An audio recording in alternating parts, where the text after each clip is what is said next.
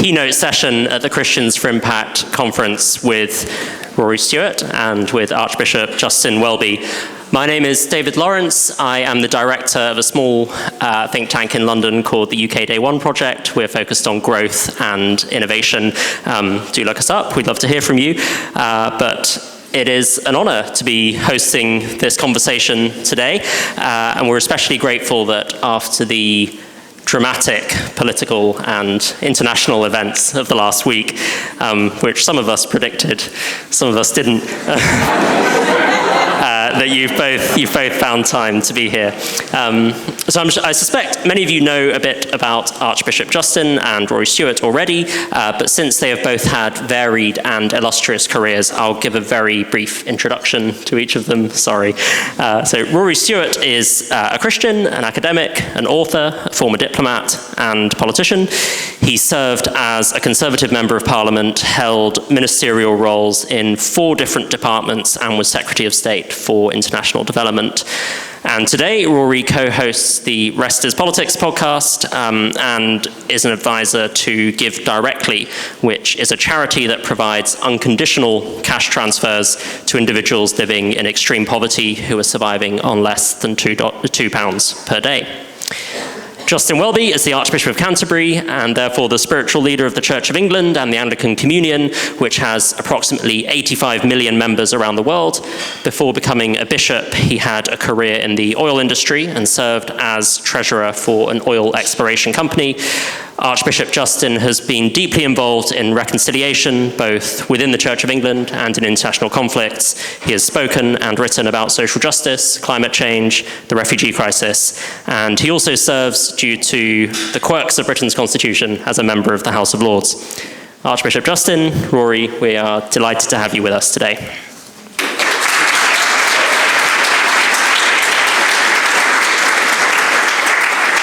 So we're going to have 20 minutes of conversation between the two of you. I'll try and take a bit of a backseat, and then we'll open up to the audience for a Q&A. If you have a question, you can submit it via Slido.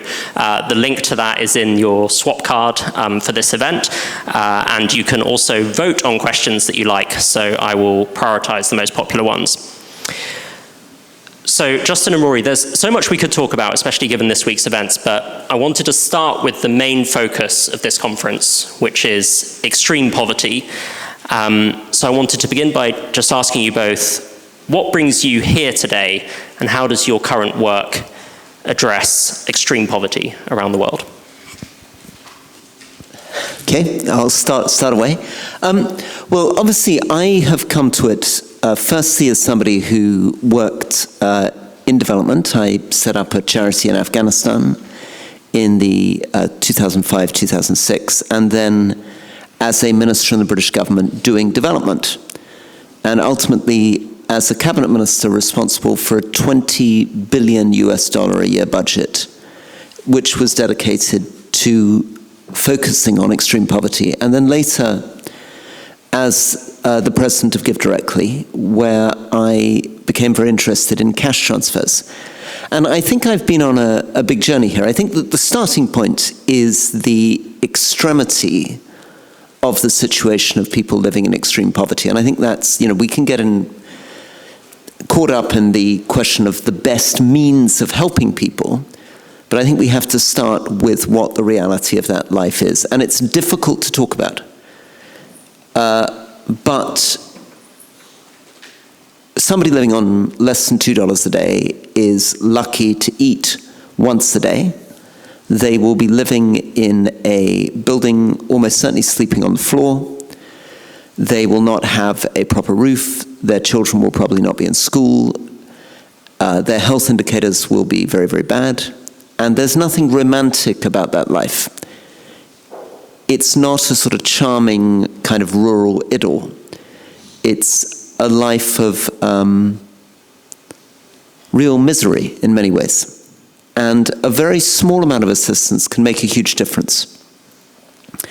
So in the case of Give Directly, when they give $800 or $900 to a household in that situation, very, very rapidly, you see a transformation. You see houses repaired, you see electricity arriving, you see water arriving, you see people buying livestock, you see children in school.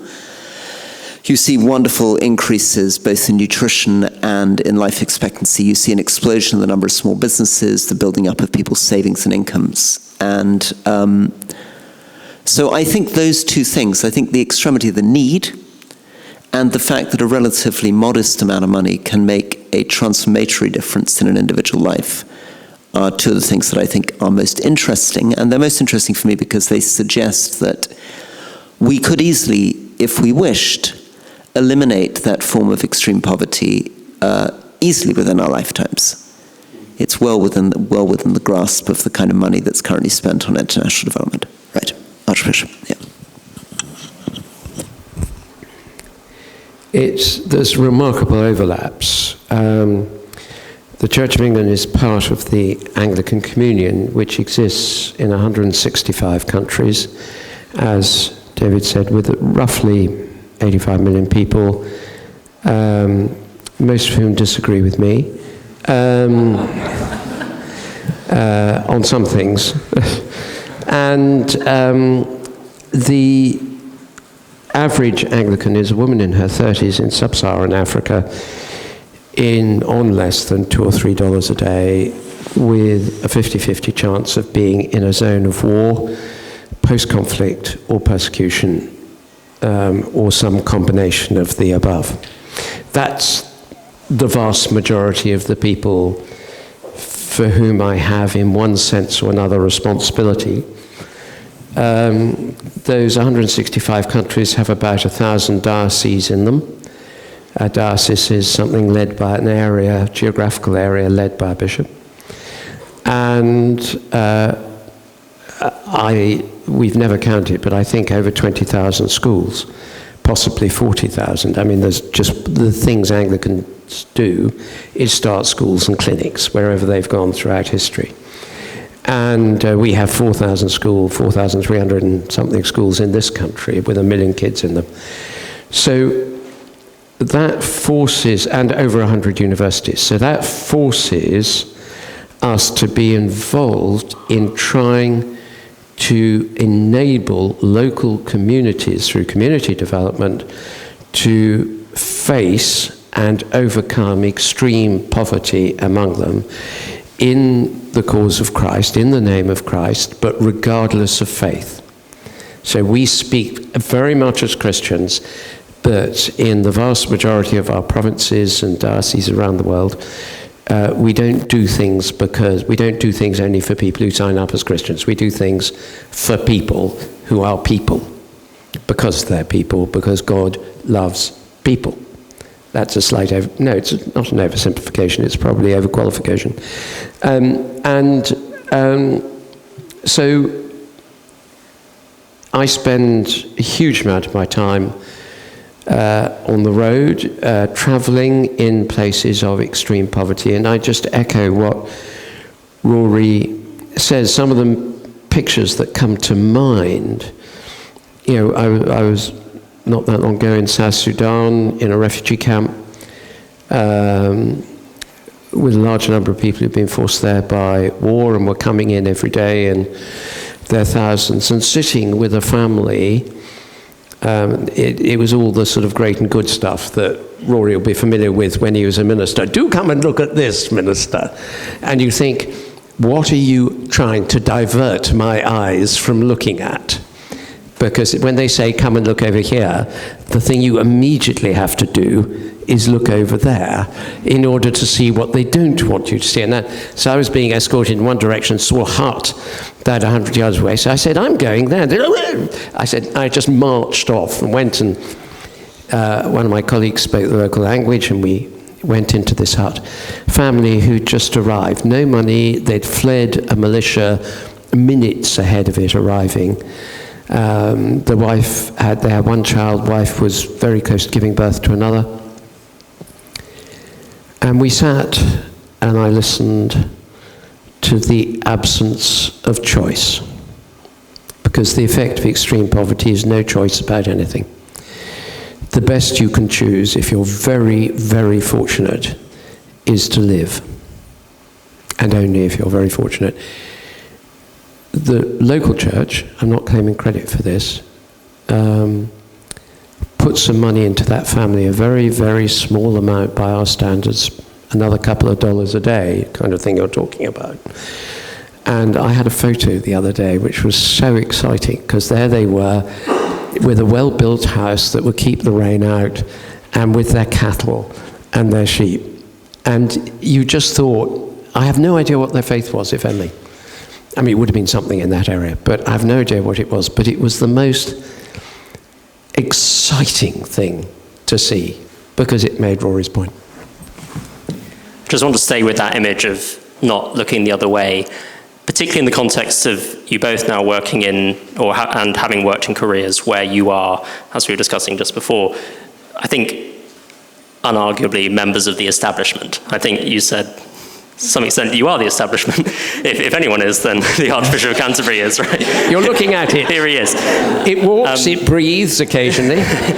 Sometimes it makes good decisions. How do you ensure that when you're living in a literal palace, your eyes are still on those in extreme poverty, and how do you know that the actions that you're doing day to day, when you're not traveling the world and with your median member of the Anglican Church, but in Lambeth, how do you know that your actions and your decisions and your career as a whole is having an impact?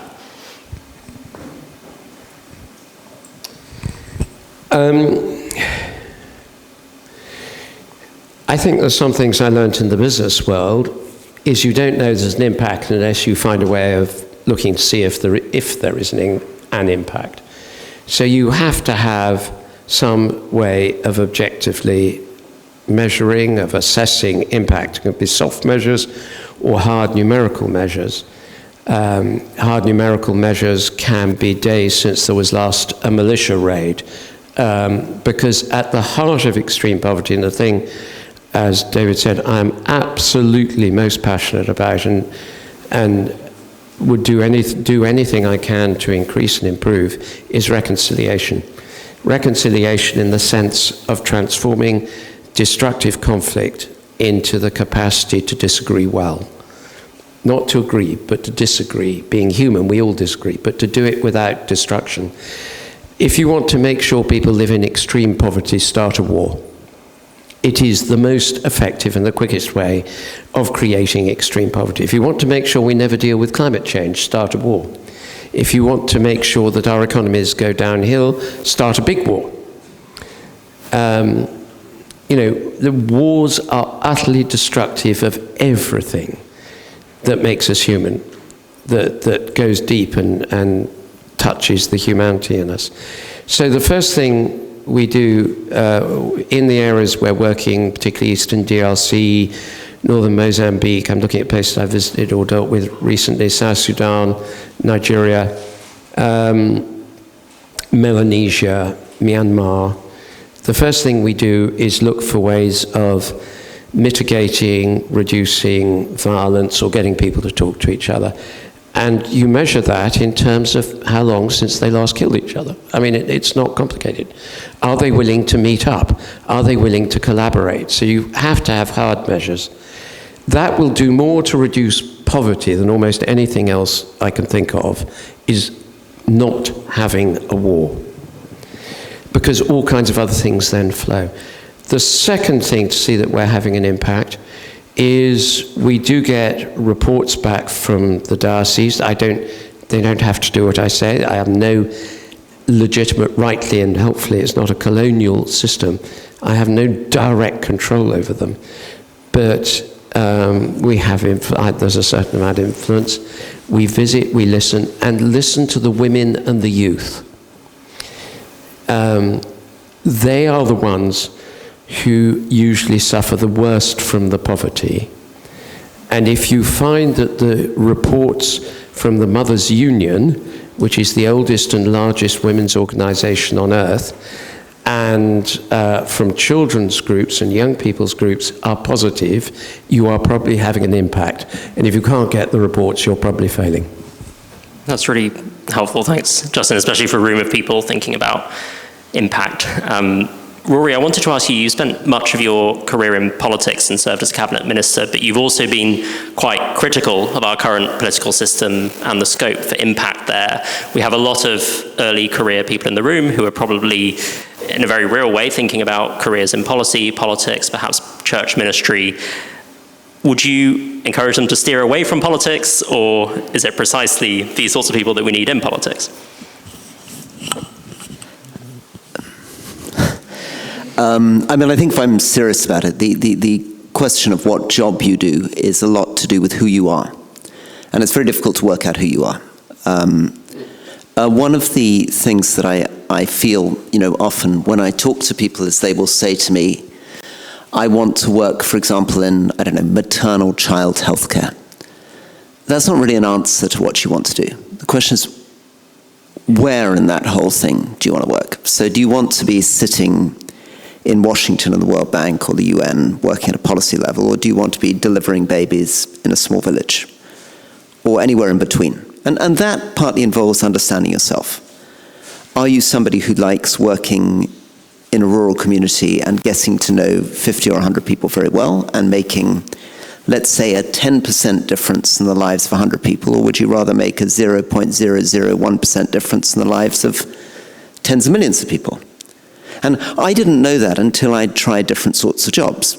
I discovered in the end that I found running a small NGO on the ground in Afghanistan much more fulfilling than being the Secretary of State for International Development. So when I'm running a small NGO on the ground in Afghanistan, I really enjoy visiting the clinic, visiting the primary school, talking to the builders, interfering in the paint on the walls, or getting involved in messy details. I found being asked in my office, would you like to spend, this is me now as Secretary of State for International Development, 150 million on education in Ethiopia or 150 million on healthcare in Nigeria, was a meaningless question. I could make no sense of it at all because I was so detached from the ground. And even if I signed the bit of paper and gave 150 million for education in Ethiopia, that was 150 million given through a World Bank framework contract implemented through 15 different implementing partners, ending up in schools that I never visited, and I never really understood what the impact was. And in fact, the only way I could answer the question of whether I wanted to spend 150 million on education in Ethiopia or 150 million on healthcare in Nigeria, as you can imagine, is to say, well, why don't we spend 75 million on one and 75 million on the other? It's a completely ludicrous question, right? But that's me. The challenge for you is to work out who you are, right? Whether you are somebody who actually is interested in policy, does want the power of 20 billion a year to spend, or whether you're somebody who enjoys a much more intimate context. Are you, if we take a naval analogy, somebody who wants to be the pilot of the ship, the captain of a ship, or an admiral? The world is full of very unhappy admirals who'd rather be captains of their ships. And the church, I presume, is also full of unhappy bishops who'd rather be running parishes, and maybe occasionally happy bishops who've realized that actually they work well at that level. But I don't think it's an easy thing to answer in your life without understanding yourself. I think that's an amazing answer, and I agree with almost all of it. And I deeply mistrust my own motivation for most of what I do, because I think, as you say, it's about who you are, and you're always discovering new things about who you are and how you deal with things. I was in the oil industry for 11 years, and in my mid-30s, I sensed a very clear call from God to offer myself for ordination.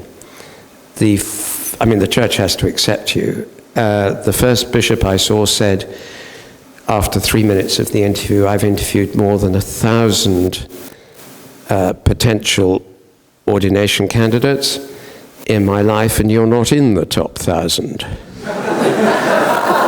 And then he went on to say, I can assure you, you have no future in the Church of England. I think he could have said more accurately, the Church of England has no future with you. That's a different question. And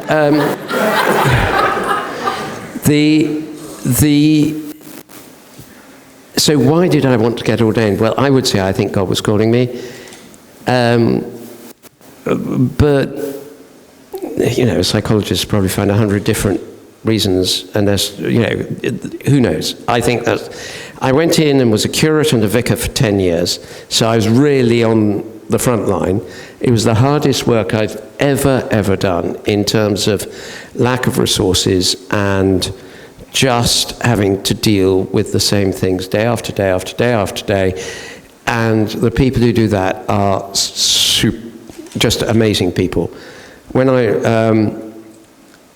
I became a bishop, I really enjoyed it, and I really enjoy about 65% of being an archbishop.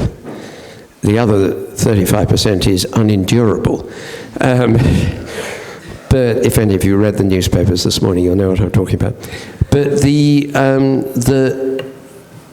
it is about personality, but it's also, the only bit I want to qualify what Rory was saying is it's also about growth of personality and change, and a sense that as you build up experience, that what you gain at one level, you have a real vision for doing at another level. I mean, I'm not necessarily saying a higher level. I really enjoyed being group treasurer of a largish oil exploration and development company, but that was built on several years of being the next few stages down, and I developed a vision for it. And I think part of my sense of what you do in early career, 20s and 30s, is when you're looking at a job, do you have a vision for it? I remember being headhunted for a job as group treasurer of what was then Cadbury Schweppes. And when it was very well paid. And, it was a big job and highly public, all that kind of stuff. And when I was reading the papers they sent me when I was shortlisted, it said our big achievement last year was the development of a whisper bar. That is flaky chocolate with a covering that means it won't go all over your clothes or something like that. Well, I think it's wrong, because whisper bars always go all over my clothes. But that may be because I'm a messy eater. But I remember saying to my wife, do you know, I really don't want to go to my grave feeling that my greatest achievement was financing the development of whisper bars. I want to do something that is much more change directive. And in this job, the blessing I have is, with great struggle and difficulty and pushback and politics, you do see extraordinary and wonderful changes when you learn not to put yourself at the center of them and not to have a hierarchy and to empower others to do them. And that, to go to a place where people were killing themselves and find that what you've done is somehow encouraged the peacemakers in a couple of communities to learn how not to kill each other, is the biggest and most wonderful, fabulous sense of exalted joy that you can get, and nobody will ever know you did it. And that's, if you really want to make change, you mustn't care who knows. Thank you. It feels odd this week not to mention the US elections. I'm reluctant to, but given that we have had another seismic result, which I know you didn't want, Rory, how has it shifted? Does that mean you think I did want? Yeah, that's why we had you both, right? to have it out. I'll hold him, you hit it. How has the outcome, if at all, shifted your view of the world? It's very difficult. I mean, I think one of the problems that I have is that I got into quite a gloomy place of thinking that things were going very badly for the world. And sure enough, over the last 10 years, you can tell a story that every year there have been more refugees, more civilians killed in conflict, more internally displaced people, that there are 470 million people living in extreme poverty in sub-Saharan Africa today compared to 180 million in 1980. We've had 7 military coups in the Sahel last year and the year before. And so I look at the election of Narendra Modi in India, the Law and Justice Party in Poland, the first election Donald Trump, the election Bolsonaro in Brazil, and I begin to think we are slipping from values that I think are important. You know, for all its flaws, I think liberal democracy matters because I think it is founded on quite important principles of equality and rights, and at some level, we can talk about this more, ideas of truth. And I feel that we are lurching from that into a world of populism, authoritarianism. I think we're moving from a more open world to a more closed world, from a more peaceful world to a more violent world. And so I began to try to see hope. And so I was cheered up that in Poland the Populist Party was defeated and Narendra Modi did not succeed in winning a majority in India, and that Biden had done better than people predicted in the midterms. And all of this convinced me that Donald Trump, who'd not done very well since 2016, and who had a number of scandals and issues over the last 4 years, was not likely to outperform in 2024, and I was completely wrong. The question is, and this is more a question for the room and for the Archbishop than for me, is the question of when hope comes. The odd thing about the Northern Ireland peace process or apartheid is that if you'd been having this conversation in 1989 or 1990, there'd be any number of wise heads who would tell you that change was impossible. They would have been able to explain, you know, decades of hatred and deeply embedded structural reasons why there would never be peace in Northern Ireland, and yet there was.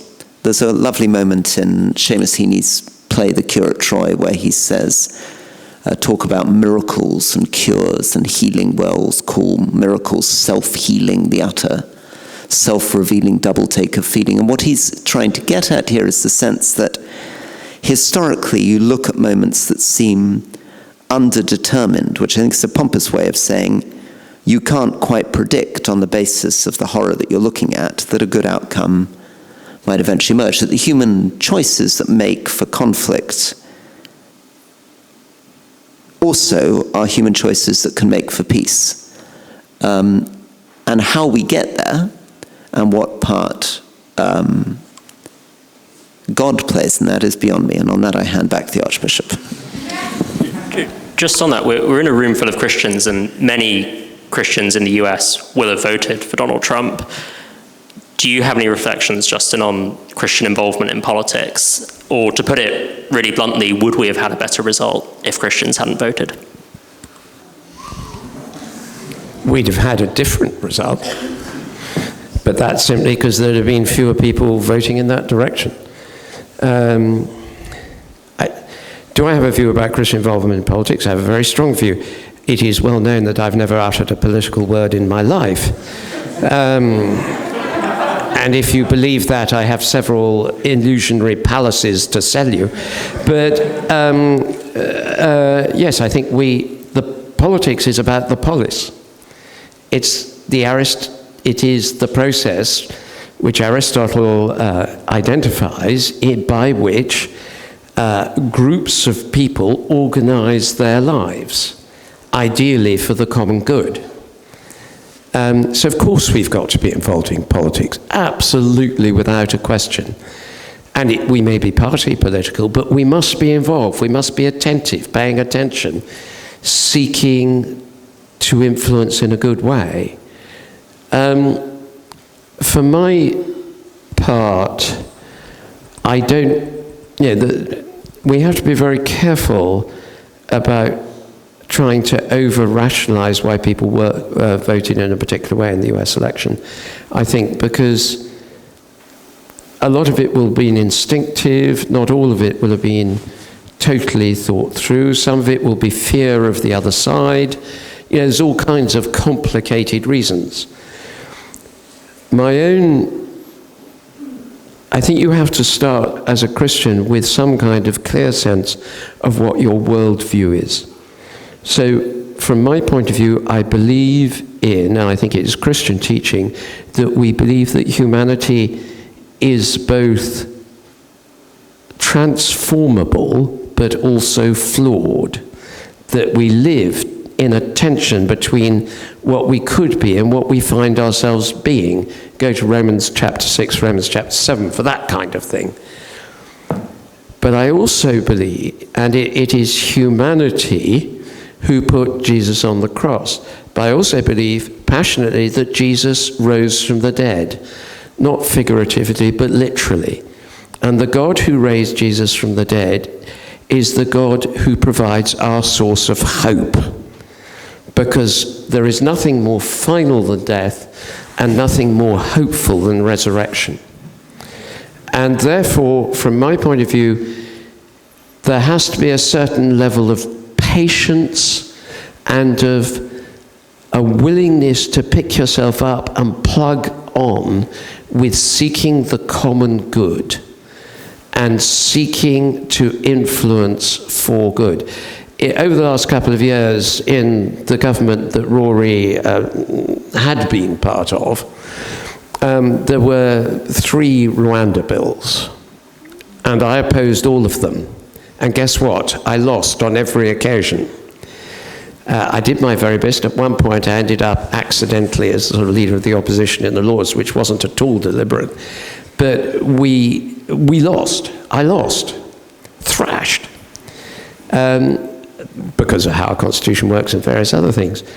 That didn't mean you give up. That didn't mean you say, well, it's no use.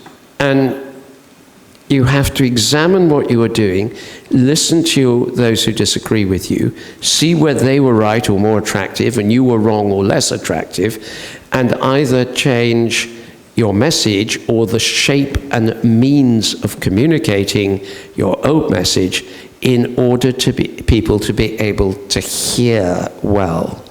And I think that's one of the big challenges for this nation. And those of you who are going into careers who are in your 20s and 30s, I'm working with a lot of people, Christian, non-Christian, different faiths, led by a guy called Brendan Cox, on a process of beginning the process of trying to recreate over the next half century or so, in other words, 2-generation process, a sense of who we are as Brits, of what it is to be, what is our identity within which we live, and how can I be the best I can be within that identity.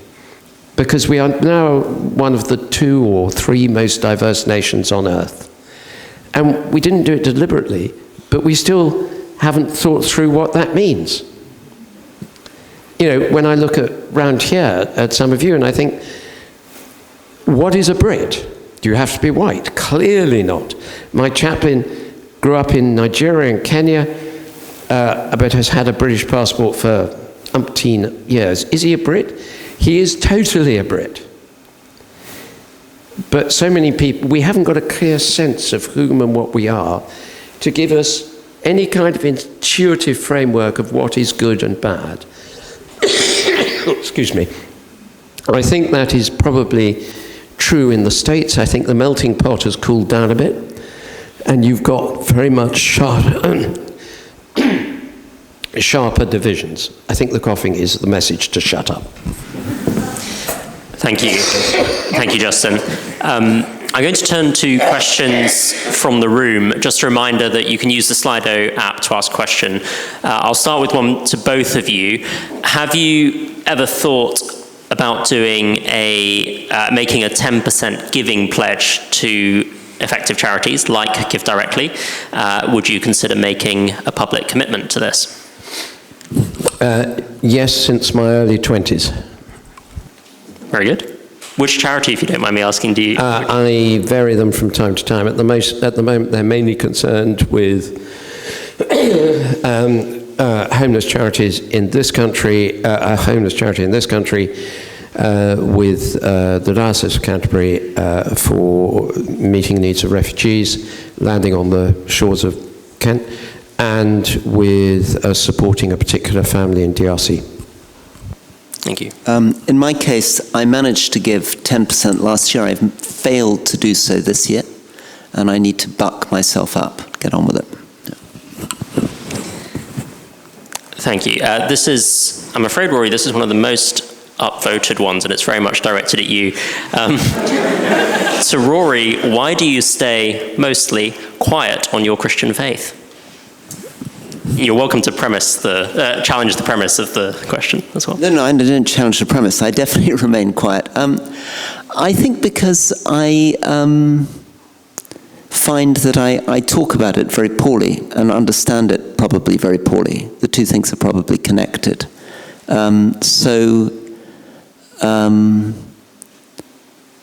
Yeah, I think I need to deepen my faith and my understanding of my faith before I feel comfortable talking about it, yeah. I mean, there are other excuses I can make, but basically that's it. You're not going to ask me that question. I'm sure people would be interested to know.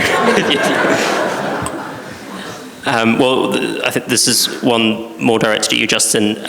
Do you think Christianity has anything to say about the billions of animals suffering in factory farms and what we owe them as part of God's creation? Judging from my mailbox and from the conversations I have, we have an awful lot to say. It's just we don't always say the same thing an awful lot. Yes, I think there's a wonderful passage in the first chapter of Paul's letter to the Colossians, which talks about reconciliation and Christ reconciling not just all people, but all things. And I think I would prefer to see farming without factory farms very strongly, but I also want to see people fed in areas where there isn't enough food. Now, on the whole, the factory farms are for our benefit and not in the global south. But I do think it is clear that the beauty of creation is not exhibited in factory farms, and God's goodness in creation should be reflected in the way we live. But to do that, you have to charge more for food, and in my experience of parish ministry, and in my experience of ministry around the country, in this country, in the poorest areas at the moment, I've never in my lifetime seen so much hunger. That there are people in this country who are now feeding only once a day. There are people who are missing food regularly one day a week so they can feed their kids. We are seeing children with malnutrition in a number of parts of the country. Part of that is bad diet, part of it is educational, part of it is simply, as someone said to me in a food bank I was in recently, the month is longer than the money. And so making food more expensive, you have to ask who's going to pay for those who can't afford it. Thank you, Justin. If I could just slightly push you on that. So in places like the UK, where we could affordably feed people without factory farming, that's something you would support, would be yes. Getting rid of factory farming. Great. One for you, Rory. Do you have any stories or reflections about Christianity in Afghanistan? And I presume the state of the church there now. Wow. Absolutely, wow. So, I mean, obviously most of the people I work with in Afghanistan are Muslims. I did work with Christian missionaries who were doing extraordinary work, but most of them were focused on healthcare. Yes. And missionary work in Afghanistan is extremely dangerous, and one of them, who was an eye doctor, was killed in northeast Afghanistan about 10 years ago. Yeah, I mean, I mean, some of the people I admired most in Afghanistan were Christians and Christian missionaries of different sorts, but they were not openly proselytizing, because even under the Karzai Ghani government, that was illegal. Did you have something to add on that, or no worries? I have a cross, which if I thought petrol cross, which if I thought I should have worn today, being with Rory, which comes from, is silver. It was given me by the head of the church in Pakistan, who does a lot of work in Afghanistan, again in health and education, but a lot of work covertly. It has, it's silver with lapis on it, which probably comes from Turquoise Mountain or something. But in the lapis, there are tiny flecks of gold. And when he gave it to me, he said, those are to remind you of the tiny Christian communities hidden in the beauty of Afghanistan. And so every time I look at that, I pray for the Christians in Afghanistan. Wonderful. Thank you, Justin. This is also on churches, and this is our most upvoted question.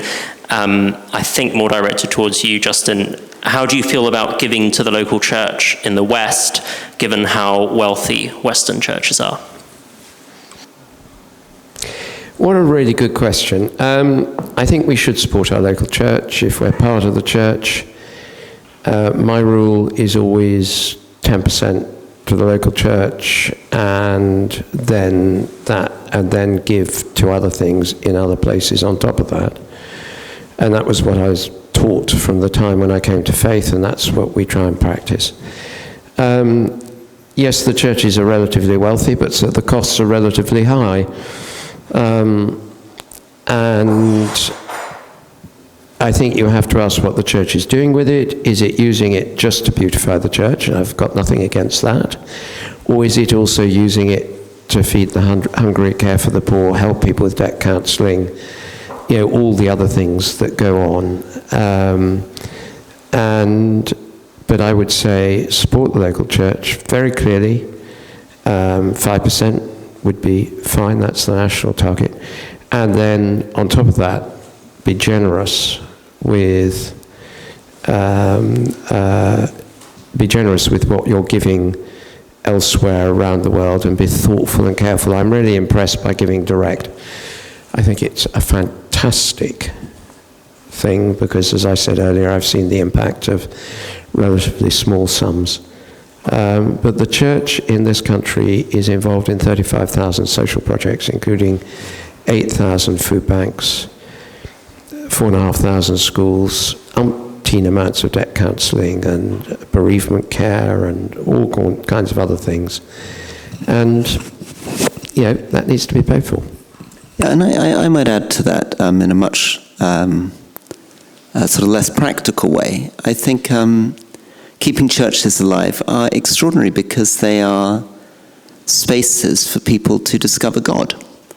I mean, regardless of whether they were doing any work on bereavement or education or healthcare, simply keeping something open into which somebody can walk and find God is worth a great deal, yeah.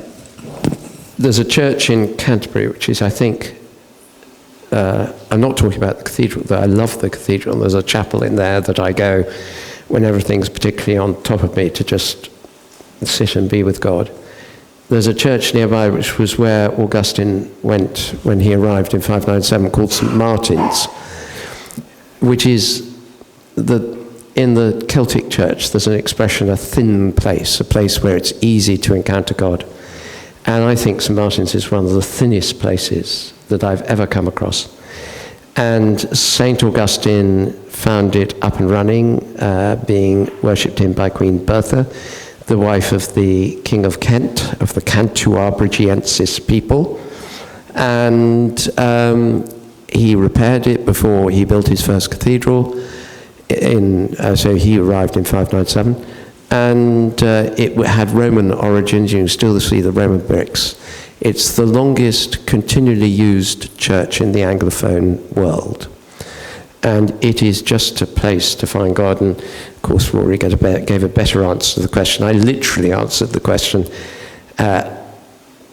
Rory gave the best answer, the answer that really answers the question. I could hear my wife in the background saying, "You are always so literalist, Justin." I want to ask a question about AI. I know it's something that plenty of people in this room care about, and maybe a couple of years ago it was just rooms like this that talked about it, but now it's become a much more mainstream, wider concern. The people developing the most advanced AI systems and models often talk about it as developing godlike AI, but by that they don't always mean that it's perfectly loving or caring or good, but rather just extremely powerful. So how should we think about the fact that we're building something with our own powers that could outpower us, that could change how we think about understanding and creativity, as well as posing very real threats? Or to put it very bluntly, AI, how worried are you?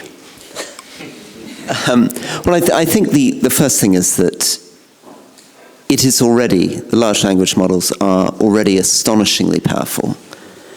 And the likelihood is they're going to get much more powerful quite quickly, and the uses to which we put them will multiply very rapidly. So I think there's a sort of sense that we're in a funny moment between people's discovery of ChatGPT-4 about 18 months ago, where everyone got very excited, and now we're in a sort of pause where everyone's thinking, oh, well, the whole world hasn't changed, so maybe it wasn't all it was cracked up to be, and we can forget about the whole thing. I think, as with many of these technological developments, we tend to be underwhelmed in the sort of immediate 18 months, and will tend up to be astonished over the 5-10 year period. And I think we will see it very, very rapidly in changes to employment. I wouldn't be surprised if 30 or 40% of the jobs in Britain potentially disappeared.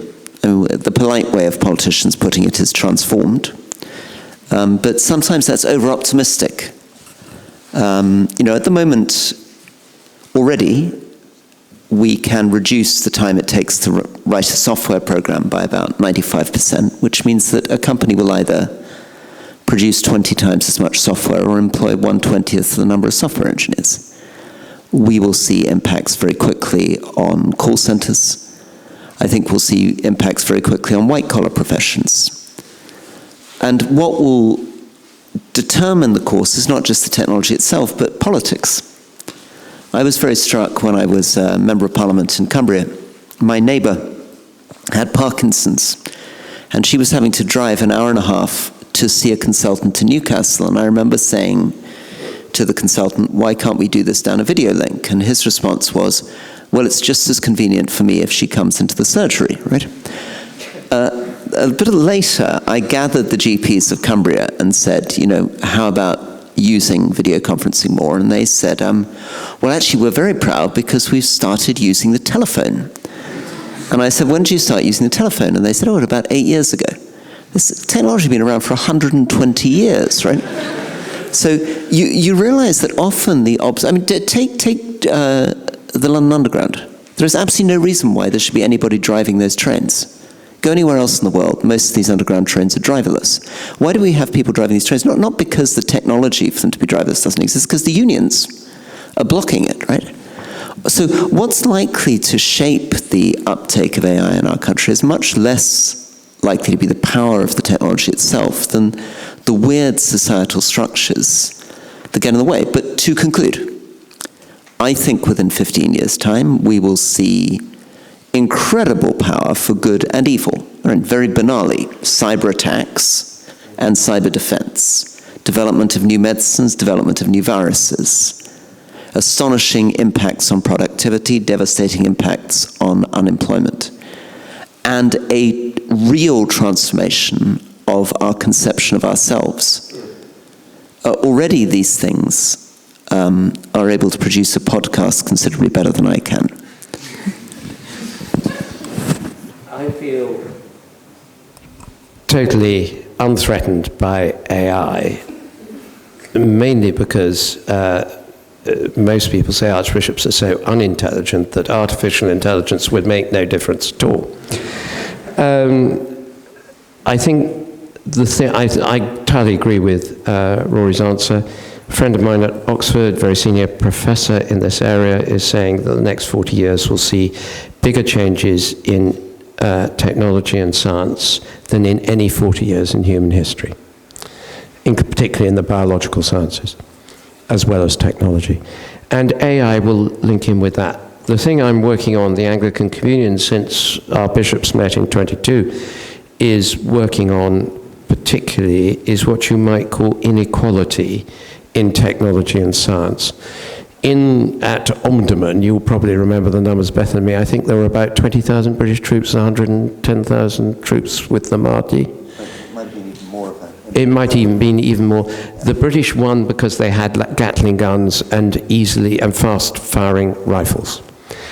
That differential is going to look insignificant compared to the differential between a group with AI and robotic weaponry and a group with people that is resisting them. And we've already seen that in Azerbaijan and Armenia on 2 occasions, and we will see it, and we are seeing it increasingly in Ukraine. And I sat listening in February to Ukrainian soldiers just back from the front after 18 months talking about being hunted by drones. Literally hunted. Once they got within 200 or 300 meters of you, they had artificial intelligence. Can I just interrupt for a second? I mean, if we look at the Middle East at the moment, what people are finding in Lebanon at the moment, confronting the Israeli army, is absolutely astonishing. I mean, you saw the explosion of the pagers, the explosion then of the walkie-talkies, the ability to track down Hezbollah operatives, building by building, to mount these attacks right the way up the coast. I mean, we're now looking at a world in which, I mean, or even, the last moments of the Hamas leader, where you actually see a drone flying into this shattered building and him sort of trying to chuck a stick at it. You're beginning to see the emergence of a type of warfare and options available to governments which were simply not there 20 years ago.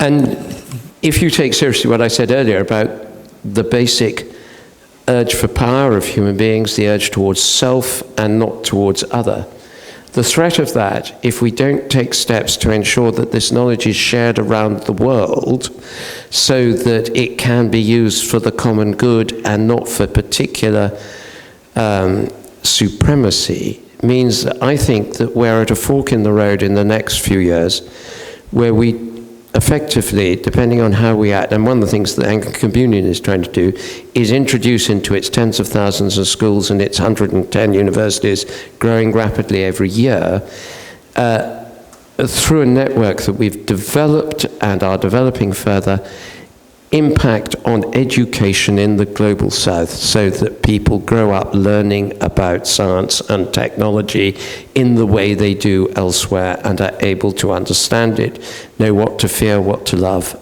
and what to learn. I think that is the biggest threat to dealing with the problems of this world in a way that benefits all, is the inequality of knowledge where people use it for power, and there's never been a point in human history where that is not the case. In the old saying of, oh golly, my mind's gone blank, ancient Greek historian. Thank you. I think it was Herodotus who said, who quoted the Athenians as saying, the strong do what they will, the weak do what they must. Thucydides. I shouldn't have tried, really, should I? And do you know, I really ought to know that because my wife is a classicist and she hated Herodotus and loved the man she calls Thuc. Arguably, you were set a trap there. Those who get it will. Set it for myself, actually. A question on institutions and culture, which I think could apply to both politics and the church, so interpret it in both those ways. But what are some of the best routes or methods for shifting the political system, structures, culture, and incentives to allow better leaders and better ideas to rise? Well, I strongly feel that, that there's a question of character in our political leadership. Simply, are we producing leaders who care about reality and who are interested in trying to do the right thing? But separately, there's a question of structures. And I think changing our constitutional structures could help increase the likelihood of getting slightly better leaders. So I would like to see a different electoral voting system. I like the New Zealand voting system, which balances a bit of proportional representation with a bit of first past the post. I'd like to see more devolution. Right? I've just come back from Australia, and I quite like the fact they have preferential voting, they have a federal-state division, and they have compulsory voting. I'm also a real believer in citizens' assemblies and the way in which that is a fantastic way of getting a room like you together to generate ideas in a way that isn't party political. I'm very excited by what Taiwan has been doing with digital democracy. The question, though, in a system like Britain or the US, how on earth do we bring those changes in? I mean, the difference between what's happening in the US and what's happening in the Netherlands at the moment is the proportional representation system in the Netherlands means that you're forced to form coalitions.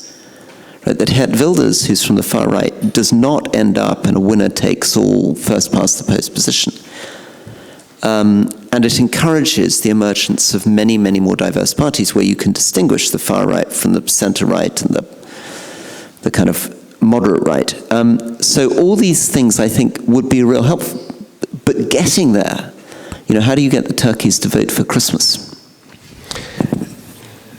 It's sort of like trying to reform the General Synod of the Church of England. I agree entirely with that, apart from on the PR, which I agree with in theory, but then Israel has PR, and it has given power to the extremes.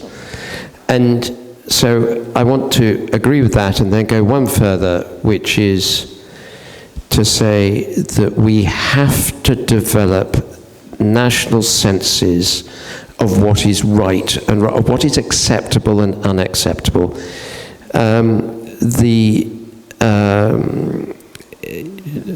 One of the leading constitutional scholars in this country wrote a book in which he talked about the good chap theory. He said that until 30, 50 years ago, British politics worked on the good chap theory because they were all chaps, including Queen Victoria, who was a sort of honorary chap, or Margaret Thatcher.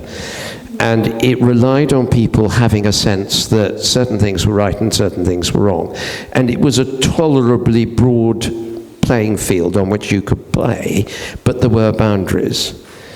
And the same Lord Hennessy wrote another book very recently about a particular British Prime Minister called The Bonfire of the Decencies. That, I won't say which Prime Minister, I'll leave you to guess. I haven't got the hair to demonstrate it. But he, about how the boundaries broke. Not because of the political system, but because at some point you have to rely on people's restraint. At some point you have to rely on people saying, no, that's not the way we do things. And I think where the biggest danger we face is we've lost that innate sense of national virtue and vice, which puts some brakes and some boundaries to what we do.